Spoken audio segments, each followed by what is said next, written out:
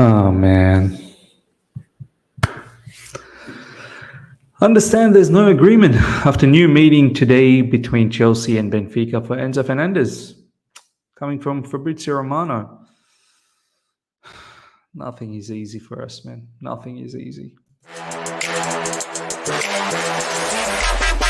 All right. Here we go, back again on the other side of the coin.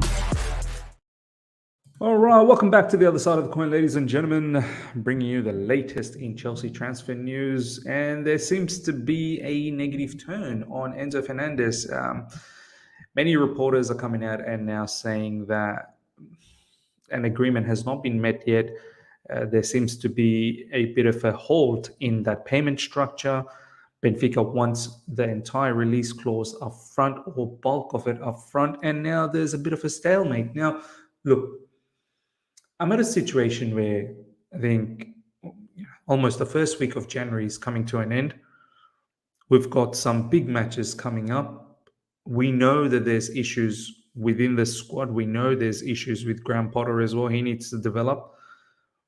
But we don't have time to waste. We really don't have time to waste. You know what? A couple of weeks ago, I told you guys I would be so surprised if we get a player like Enzo Fernandez. I would be very, very surprised. I think majority of the fan base felt like that.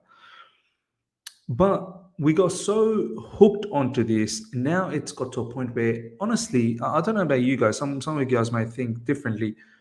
If we don't get this player now, after all of this, that has happened, I'd have to say again, it's a bit embarrassing. Looking back last summer as well. Yes, rookie times for the new owners, but the likes of Rafinha, the likes of De Ligt, the likes of Kunze, it doesn't look pretty when you're talking to a particular player and the news is so open. And I know you can't really stop the news from leaking. That's something that the owners cannot do, but there's clear interest in Enzo Fernandez. This we know because obviously there was apparently a meeting between our ownership and Rui Costa and Benfica board overnight, and talking about this whole Enzo Fernandez situation. From this point on, if we're not able to land someone like Enzo Fernandez, I think once again it just doesn't look good on the new owners. It really doesn't. I know some people will say, "Miss, that's a lot of money," but Chelsea should have known it was always going to be a lot of money. Like, how could you not know that? You knew, we knew. This is why we were saying that I can't see this deal happening. Release clause of 120 million. So you may have to go overs, much like what we did with Nkunku. We know that he's one of the main, if not the most main player for Benfica. They're in the Champions League. They've topped their group stage. They're one of the dark horses, in my opinion. You knew all of these facts. Yet you've gone and pursued this player, which is great. But now you've come to a situation where don't give me just the financial fair play, excuse. Like, figure out, you guys are smart. Figure out a way to fancy up the accounting. And I'm not saying do it in a manner where you get caught down the track, much like Juventus and whatnot, but figure out a way. Surely, get rid of some of the players. Like, balance the book. Negotiate with Benfica to come to a point that, okay, fine, how much do you need as bulk? You've come this far. It'll be honestly detrimental to the fan base and to the morale of the football club itself. I mean, as I said, first week of January is coming to an end and we still don't have any upgrades. If you're not interested or you think you can't do this deal with Enzo Fernandez, then move away. We don't have time to waste. We honestly don't have time to waste. Apparently personal terms have been agreed with Enzo Fernandez. Apparently Enzo Fernandez wants Chelsea Football Club. Yet here we are where things, as you can see over here, Pedro Sepulveda is saying Benfica wants 120 million of the release clause in one payment instead of the 127 million in many parcels. Chelsea don't want to pay that amount of money now. One step back on Enzo. Still, next hours are crucial. Fabrizio Romano saying, understand there's no agreement after a new meeting today between Chelsea and Benfica for Enzo Fernandez. It was never a done deal. It's not a done deal as of now. After meetings and talks, there's still no agreement on key details on clause and payment terms. Honestly, some of these in the nose, I suppose they probably feel like they're in the mud. Whether all of these reporting were true or not in regards to Enzo Fernandez, that's another factor. Was it just people who are linked with Enzo trying to push this situation? At the end of the day, Benfica were always probably staunch in keeping the player. But as I said recently as well, from Benfica's point of view, like, don't be so hard on this particular deal, man, because I personally don't think you're going to get a better offer the way Chelsea is looking to do on this particular matter. The payment schedule seems to be the only thing. I don't see any other club coming and buying this player, even at the end of this season, for 120, 130 million, if the release clause is still, valid. Even if the release clause is not valid, then I think Benfica are in a bit of a shock, because they won't get that money. No clubs will get into a bidding war and take the price up to that level of 120, 130 million. They'll probably, stop somewhere around 70, 80 million or so. Do you know what I mean? This is why I was saying that Benfica, don't screw this up as well. Do not screw this up from your perspective, because I'm not sure whether you're going to get any better money than this. Told today, Benfica rejected Chelsea's initial proposal and told them to quickly pay the release clause. This can be seen as a genuine stance or get Chelsea up to the money up front on their original offer. This is from Ben Jacobs. After new meetings today, between Chelsea and Benfica for Enzo, there's still no agreement on key details, clause, and payment terms. So further goes on to say, no agreement has been found in negotiations for the payment method. This seems to be the stumbling block now, the payment method. The payment method seems to be the issue, ladies and gentlemen. And look, if we can't get a, to the bottom of this, let's just move on from it, man. Honestly, for me, we don't have time to waste. We really don't have time to waste. And we're 10th.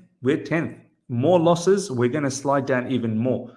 And at this point, as I said previously, our owners will look superstars if we can get this done. But at the same time, now coming so deep into this matter, I feel like, once again, was the homework done? What did they do during the World Cup break? I mean, we don't seem to be interested in a right back. We're not getting, interested in an attacker, defensive midfielder, this, that. What were you doing during the World Cup break when you had all these people, Winston Lee and Lawrence, Anthony Lawrence, or whatever his name is, Stuart Lawrence, the guy from Monaco, Joe Shields, this, that, the other, all of these people that were involved in recruitment. I don't know what they were doing during the World Cup break. Maybe they were taking the break as well. I mean, once again, we've come into the January transfer window, and it seems like we have no plan. We really have no plan, and it's sad to see. It really is sad to see. But let's see what happens. I'm starting to think this probably has legs, man, because this news is coming from Fabrizio. It's coming from David Ornstein. All of the news from Enzo Fernandez, they were literally from Argentinian sources or Portuguese sources or sources close to the player. Nothing really from David Ornstein or any of the proper Chelsea journalists that cover Chelsea. This, on the other side, I'm starting to think maybe this has some legs with Mudryk. Shakhtar Donetsk director Darijo Srna will be in London this week, and he's expected to be expected at the stadium for Chelsea-Manchester City game. Chelsea and Shakhtar will discuss about Mudryk in the next 24 hours. Also, Arsenal remain in direct talks and players' current priority. Chelsea told Shakhtar they are prepared to do something really important for Mudryk. It seems like Chelsea really, really likes Mudryk a lot. I told you Pulisic has chances to leave in January if Chelsea sign a winger. This could be the plan. This is from Fabrizio Romano. And Todd Bowley is prepared to blow rivals out of the water if necessary for Mudryk. Chelsea will bid higher than whatever Arsenal bid. Miguel Delaney. Further goes on to say the view is that Graham Potter is working with a squad built over multiple managers, so club owners are relaxed over results. The view is that Graham Potter is working with a squad built over multiple managers, so club owners are relaxed over results. It's anticipated the January window could be as busy as summer window as Clearlake continue to try and reshape the club.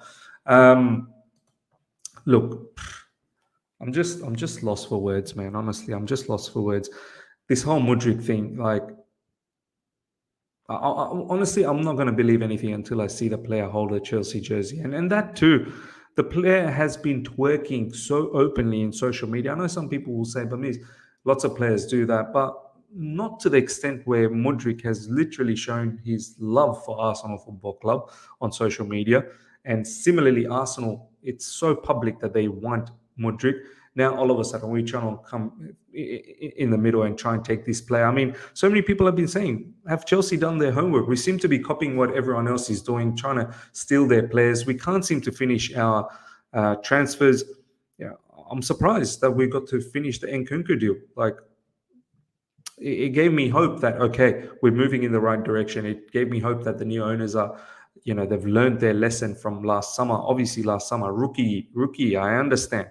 But to then carry this on in January, as I keep saying, 1 week of January transfer window is already gone, and we've not upgraded the team.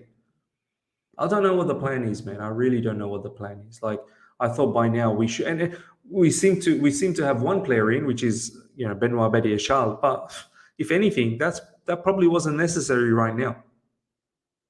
And maybe they did that because it was an opportunity. We need this particular position to be filled down the track, and they got in now. But what about all the positions that requires attention right away? Do you know what I mean? What about all the midfield is so important? We're so dysfunctional in midfield. Right back, where Reece James is consistently away from the squad. Up front, lack any sort of quality. It's just very, very frustrating, ladies and gentlemen. It's very frustrating. Last but not least, ladies and gentlemen, some of you guys were asking about David Datra Fofana. This is what Potter said. David Datra Fofana will have time to train, and then we will work out the best solution for next step in his career. So, this is what was said when he was signed, that we'll look into David Datra Fofana in the first team training, and then decide whether he's going to be part of the squad or he's going to be out. Going out for loan. So just hang tight on that.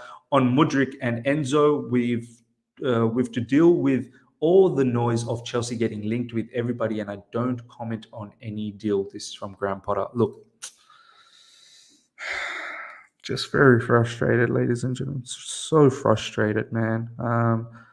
So many things are just compounding. We're 10th. We're not playing well. There's issues with the squad. There's issues with the manager.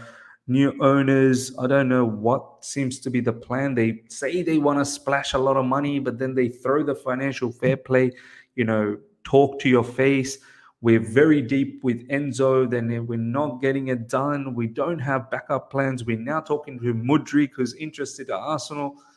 It's just too much, man. Honestly, it's just too much. Like, honestly.